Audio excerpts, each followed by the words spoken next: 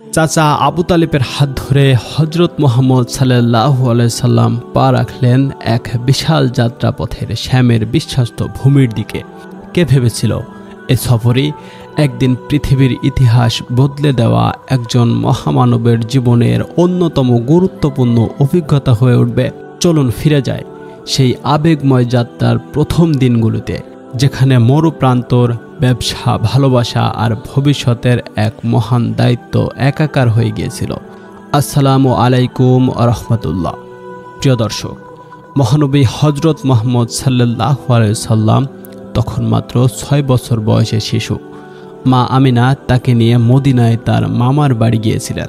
কয়েক মাস থাকার পর মক্কায় ফেরার পথে আউভা নামক একটি ছোট্ট গ্রামে এসে মা আমিনা অসুস্থ হয়ে পড়েন।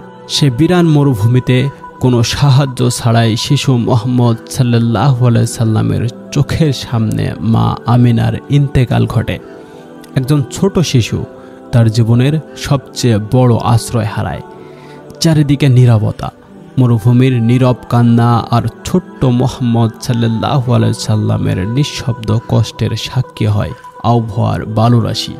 মা আমিনার মৃত্যুর পর উম্মে আইমান রাদিয়াল্লাহু তাআলা আনহা এক বিশ্বস্ত নারী দাসী, যিনি নবীজির সেবিকা ছিলেন, শিশুপুত্র মুহাম্মদ সাল্লাল্লাহু আলাইহি সাল্লামকে কাঁদতে কাঁদতে কোলে তুলে নেন। তিনি এক হাতে শিশুকে আঁকড়ে ধরে অন্য হাতে মরুভূমির উত্তপ্ত পথে হেঁটে হেঁটে মক্কার দিকে রওনা দেন। এই দীর্ঘ যাত্রাপথ ছিল ক্লান্তিকর এবং হৃদয় বিদারক। উম্মে আইমান ছিলেন যেন মুহাম্মদ সাল্লাল্লাহু আলাইহি সাল্লামের জন্য মা বাবার অনুপস্থিতিতে প্রথম আশ্রয়। মক্কায় পৌঁছে মুহাম্মদ সাল্লাল্লাহু আলাইহি সাল্লামকে তার দাদা আব্দুল মুত্তালিবের কাছে পৌঁছে দেওয়া হয়। দাদা আব্দুল মুত্তালিব ছিলেন তৎকালীন মক্কার সবচেয়ে সম্মানিত ব্যক্তি। তিনি মুহাম্মদ সাল্লাল্লাহু আলাইহি সাল্লামকে নিজের সন্তানদের থেকেও বেশি ভালোবাসতেন। কাবা শরীফের প্রাঙ্গণে যখন আব্দুল মুত্তালিব তার জন্য নির্দিষ্ট আসনে বসতেন, তখন অন্য কেউ সেখানে বসতে সাহস করত না। কিন্তু ছোট্ট মুহাম্মদ সাল্লাল্লাহু আলাইহি সাল্লাম অবলীলায় এসে দাদার কোলে উঠে বসতেন।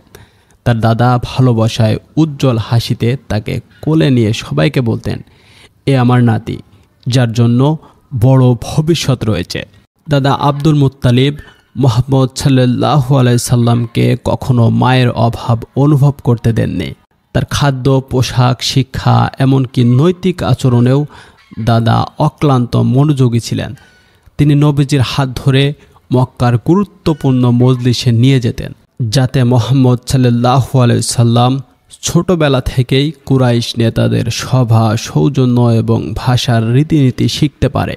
দাদার অনুরাগ ও যত্ন মুহাম্মদ সাল্লাল্লাহু আলাইহি সাল্লামের মধ্যে সাহস, আত্মবিশ্বাস ও নম্রতার বীজ বপন করে। কিছুদিন পর নবীজির জীবনে আরও এক বড় ধাক্কা আসে।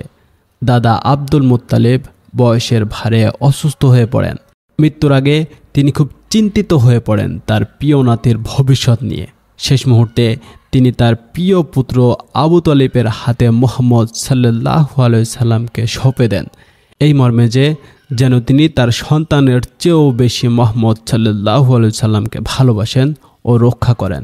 আব্দুল মুত্তালিব তার নাতির মঙ্গল কামনা করে দোয়া করে ইন্তেকাল করেন। নবীজির জীবন তখন নতুন একটি অধ্যায়ের দিকে এগিয়ে যায় চাচা আবু তালিবের তত্ত্বাবধানে।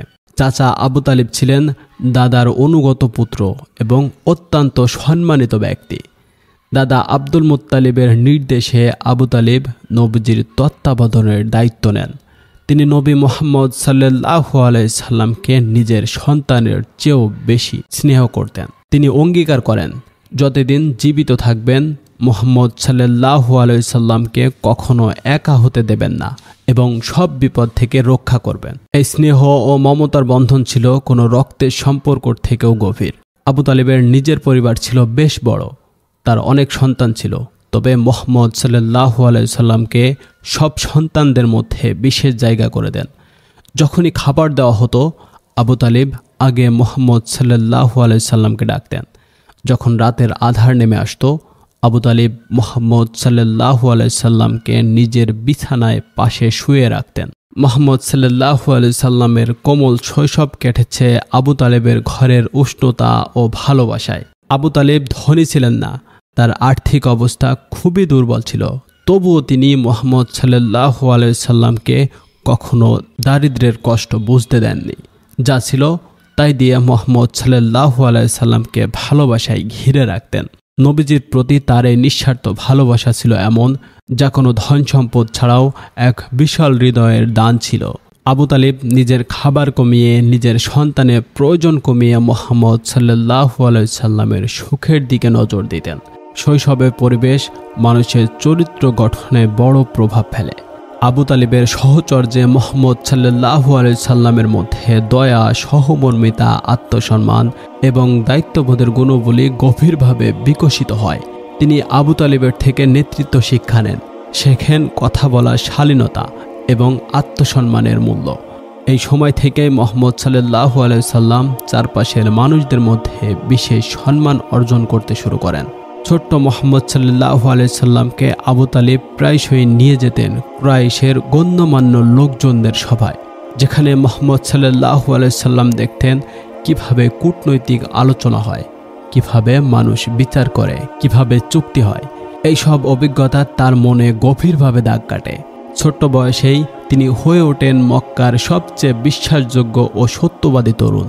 আল আমিন উপাধিতে ভূষিত হন।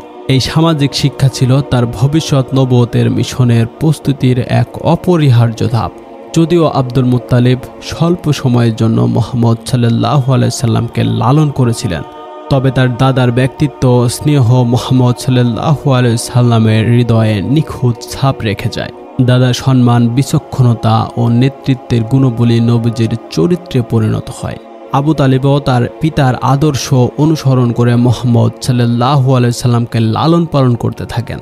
মুহাম্মদ সাল্লাল্লাহু আলাইহি সাল্লাম দাদার কবরের পাশে প্রায় দাঁড়িয়ে চুপচাপ থাকতেন, স্মরণ করতেন তার ভালোবাসাকে।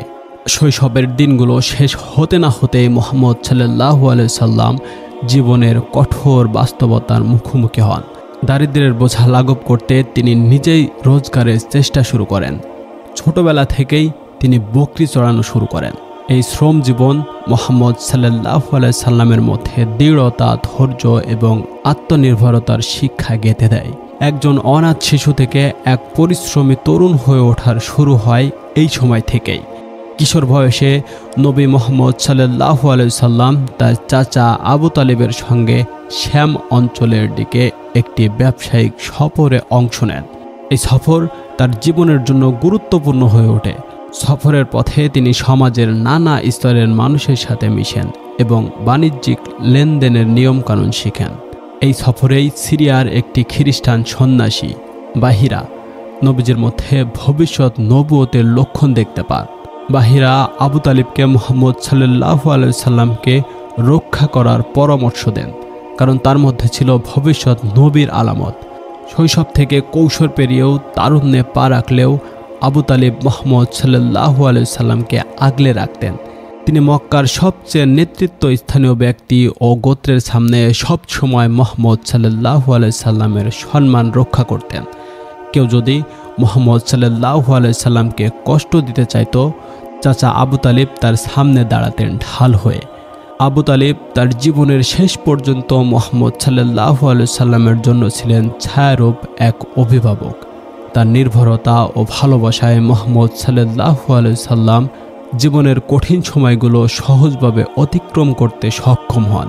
মায়ের হারানোর বেদনা, দাদার নরম হৃদয়ের ছায়া আর চাচা আবু তালিবের অতুলনীয় ভালোবাসা, এই তিনটি সম্পর্ক মুহাম্মদ সাল্লাল্লাহু আলাইহি সাল্লামের জীবনের প্রথম অধ্যায় গঠন করে।